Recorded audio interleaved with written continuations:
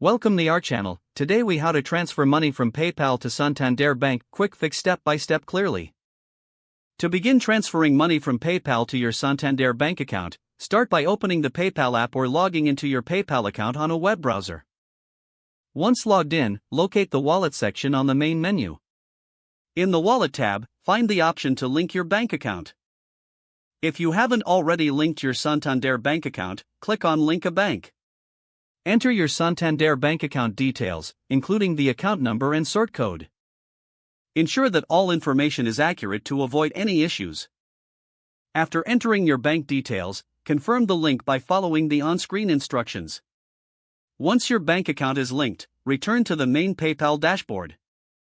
Next, click on Transfer Funds or Withdraw Funds. Select Transfer to your bank. Choose your Santander Bank account from the list of linked accounts. Enter the amount of money you wish to transfer. Review the transfer details to ensure everything is correct. Click on Continue to proceed with the transfer. PayPal may ask for confirmation. Confirm the transaction if prompted. After confirming, wait for the transaction to process. Typically, it may take a few business days for the funds to appear in your Santander Bank account. Check your bank account regularly to confirm the transfer has been completed. And that's it. You have successfully transferred money from PayPal to your Santander Bank account. If the page does not load, refresh the browser or try again in a private or incognito window. Make sure you are using the correct email address, then retype it carefully to avoid small typos. If your password is not accepted, use the reset option and create a new strong password you can remember.